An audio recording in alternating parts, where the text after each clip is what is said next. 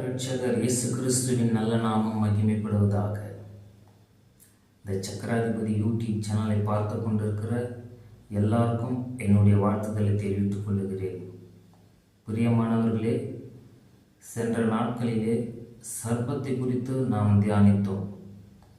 சர்ப்பத்தினுடைய ஆவிகள் என்ன, அந்த ஆவிகள் எப்படியெல்லாம் கிரியை செய்து அப்படின்றத நாம் பார்த்தோம். மார்க்கு 16வது அதிகாரம் 15 20 வசனங்கள் வரை அதை அடிப்படையாக கொண்டு நாம் சென்ற நாட்களிலே தியானித்தோம். அந்த வசனங்களில் ஒரே ஒரு வார்த்தை, சர்ப்பங்களை எடுப்பார்கள் என்று ஆண்டவர் சொன்னாரே, அந்த ஒரு வார்த்தையை மாத்திரம்தான் நாம் வச்சு தியானித்தோம். இந்த சர்ப்பத்தினுடைய ஆவிகள் கிரியைகள் என்னென்ன அப்படின்றத நம்ம பார்த்தோம். அதில் முதலாவது, அது வஞ்சிக்கிற ஆவியாக செயல்படுது. பாருங்க, ஏவாளை தந்திரமா வஞ்சகமா பேசி தோட்டத்திலிருந்தே வெளியே போகும்படி செய்தது, பாவத்தில் விழும்படி செய்தது. பாருங்க, அவங்களுக்கும் ஆண்டவருக்குமே பிரிவினை வந்துச்சு. ஆதாம் ஏவாளுக்கும் பிதாவாகிய தேவனுக்கும் பிரிவினை உண்டாக்கும்படி வஞ்சகமாக பேசி தோட்டத்திலிருந்தே வெளியே போகும்படி செய்தது. இது வஞ்சிக்கிற ஆவி. சீஷருங்க ஆண்டவர் விட்டு கேட்குறாங்க, ஆண்டவரே, நம்முடைய வருகைக்கு அடையாளம் என்ன? ஆண்டவராக இயேசு சொல்றார், வஞ்சிக்கப்படாதிருங்கள். அவர் சொன்ன முதல் வார்த்தையே அதான், வஞ்சிக்கப்படாதிருங்கள். இந்த உலகத்திலே அநேக வஞ்சிக்கிற ஆவிகள் செயல்பட்டு கொண்டிருக்கிறது. அப்போ இது வஞ்சிக்கிற ஆவியாக செயல்படுது அப்படின்றத நம்ம பார்த்தோம். ரெண்டாவது, அது செவிட்ட ஆவி. பாருங்க, பாம்புக்கு மட்டும்தான் காது கிடையாது, அது ஒரு செவிட்டு விரியன். அப்போ அவன் எப்படி செவிடா இருக்கிறானோ அதே போல ஜனங்களையும் செவிடாக்க வேண்டும்.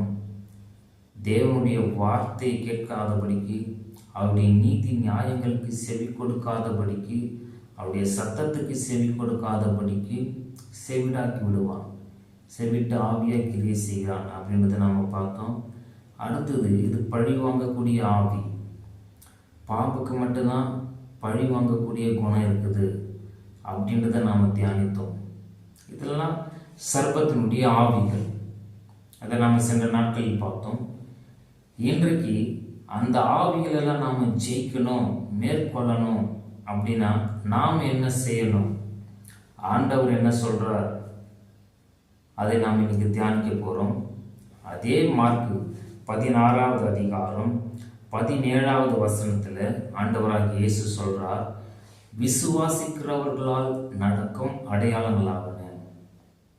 அப்போ இந்த ஆவிகளெல்லாம் நாம் ஜெயிக்கணும், அந்த பிசாசுடைய கிரியைகளை நாம் ஜெயிக்கணும் அப்படின்னா ஆண்டவர் நம்மிடத்தில் என்ன எதிர்பார்க்கிறார் தெரியுமா? விசுவாசம். விசுவாசம் இருந்தால் தான் இந்த ஆவிகளெல்லாம் நாம் ஜெயிக்க முடியும்.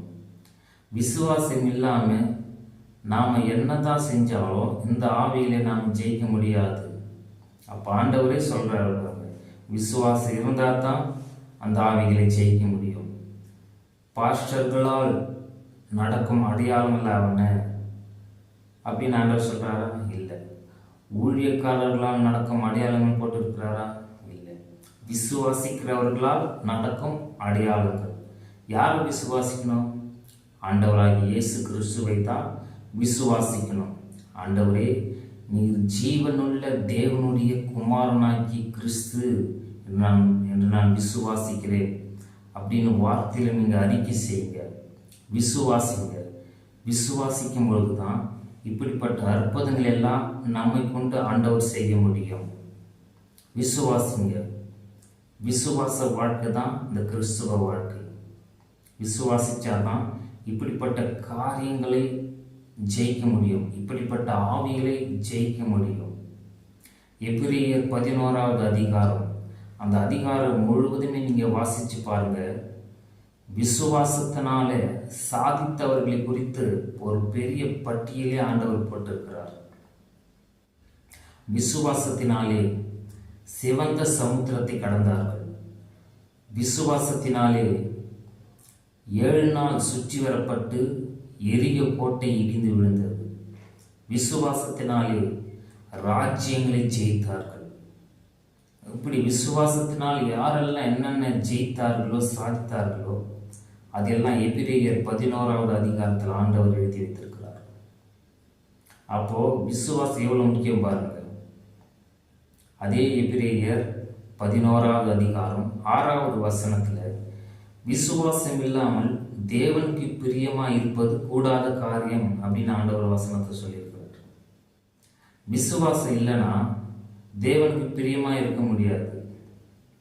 நீங்க பணத்தை கொடுத்தாலோ காணிக்க கொடுக்கறதுனாலயோ ஆண்டவர் பிரியப்பட மாட்டார். விசுவாசம் இருக்குதா? விசுவாசம் இல்லைன்னா தேவனுக்கு பிரியமா இருப்பது ரொம்ப கஷ்டம். அப்ப ஆண்டவர் எது விரும்புகிறார்? விசுவாசம். என் ஜனங்க என்னை விசுவாசிக்கணும், என் ஜனங்க என்னை விசுவாசிக்கணும், என்னை நம்பணும் அப்படின்னு ஆண்டவர் விரும்புகிறார். பைபிள் பாருங்க, விசுவாசத்தினால் அற்புதங்களை பெற்றுக்கொண்டவர்கள் எத்தனையோ பேர், இதெல்லாம் வேதத்தில் இருக்குது. அப்ப இந்த விசுவாசம் தான் நம்ம உயர்த்தும். விசுவாசம் தான் அற்புதத்தை கொண்டு வரும். விசுவாசம் தான் நம்முடைய வாழ்க்கையை மாற்றும். அப்போ விசுவாசம் ரொம்ப முக்கியம். இது வரைக்கும் நீங்க விசுவாசியாம இருக்கிறீங்களா? இன்னைக்கு ஆண்டவரை விசுவாசிங்க. ஆண்டவர் உங்களை கொண்டு இப்படிப்பட்ட அற்புதங்களை எல்லாம் செய்வார். இப்படிப்பட்ட ஆவிகளை ஜெயிக்க உங்களுக்கு கிருபை கொடுப்பார். அதிகாரம் நமக்கு கொடுத்திருக்கிறார். எல்லாருக்கும் அதிகாரத்தை கொடுத்திருக்கிறார்.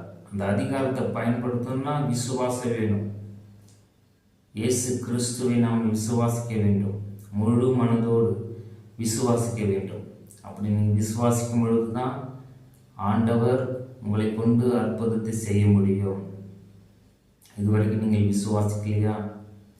ரட்சிக்கப்பட்டு இருக்கிறீங்க, விசுவாசிக்கலையா? இன்னைக்கு மனம் திரும்புங்க. ஆண்டவரே, நான் இதுவரைக்கும் உங்களை விசுவாசிக்காமல் இருந்துட்டேன், என்னை மன்னிங்க அப்படின்னு ஆண்டவர்கிட்ட ஒப்புரவாய் ஜெபம் பண்ணுங்க, மன்னிப்பு கேளுங்க. ஆண்டவரை விசுவாசிங்க. அவர் உங்களை கொண்டு பெரிய காரியங்களை செய்வார். இந்த கிறிஸ்துவ வாழ்க்கையே விசுவாசத்தை அடிப்படையாக கொண்டுதான் இருக்கிறது. விசுவாசிங்க, விசுவாசத்தில் இன்னும் வளருங்க. ஆண்டவர் சொன்னார்ல, கடுகளவு விசுவாசம் உங்களுக்கு இருந்தா இந்த மலையை பார்த்து பெயர்ந்து போன்னு சொன்னா அது அப்படியே ஆகும். இப்போ பாருங்க, ஏன் ஆண்டவர் விசுவாசத்தை ஒரு கடுகுக்கு ஒப்பிட்டு சொல்றார் அப்படின்னா, இருக்கிற விதைகளிலே பாருங்க, எல்லா சின்ன சின்ன விதைகள் அது ரெண்டா கட் பண்ணி பார்த்தீங்கன்னா உள்ள ஒரு சின்ன ஒரு கேப் இருக்கும். ஆனா கடுகு மாத்திரம் ரெண்டா நீங்க கட் பண்ணி பார்த்தீங்கன்னா உள்ள ஒரு கேப் கூட இருக்காது. மொத்தமே அந்த விதைனாலே நிரப்பப்பட்டு இருக்கும். அது ஒரு பூரண விசுவாசத்தை காட்டுது. அதனால்தான் ஆண்டவர் கடுகுக்கு சொல்றார். மற்ற விதைகளை நீங்க உடைச்சி பாருங்க, உள்ள ஒரு ஏதாவது ஒரு பக்கம் சின்ன கேப் இருக்கும். அது அரைக்குறை விசுவாசத்து. ஆனா கடுகு நீங்க உடைச்சி பாருங்க, அந்த உள்ள ஒரு கேப்பே இருக்காது. மொத்தமே அந்த விதையினால் சூழப்பட்டு இருக்கும். அது போல அரைக்குறை விசுவாசிகளா நாம் இல்லாம விசுவாசத்துல வளர்ந்தவர்களாய், விசுவாசத்திலே பூரணப்பட்டவர்களாய் இருக்கணும்னு ஆண்டவர் விரும்புகிறார். அதுக்குத்தான் கடுகை ஒப்பிட்டு சொல்றார். கடுகளவு விசுவாசம் இருந்தா நீங்க காரியத்தை ஜெயிக்க முடியும். பிரியமானவர்களே, இந்த சூழ்நிலைகள் உங்களுக்கு சாதகம் இல்லாமல் இருக்கலாம். உங்கள் குடும்ப சூழ்நிலைகள், வேலை செய்யறதுல சூழ்நிலைகள் உங்களுக்கு சாதகமாக இல்லாமல் இருக்கலாம். அந்த டைமில் விசுவாசம் விசுவாசத்தில் தளர்ந்து போகலாம். நீங்கள் ஆண்டவர்கிட்ட ஜெபம் பண்ணுங்க, விசுவாசத்தோடு இருங்க. இந்த உலகத்தில் இருக்கிற பிசாசை காட்டிலும் உங்களோடு இருக்கிற இயேசு கிறிஸ்து பெரியவர். உங்கள் பிரச்சனைகளை காட்டிலும் இயேசு கிறிஸ்து பெரியவர். உங்கள் வியாதிகளை காட்டிலும் இயேசு கிறிஸ்து பெரியவர்.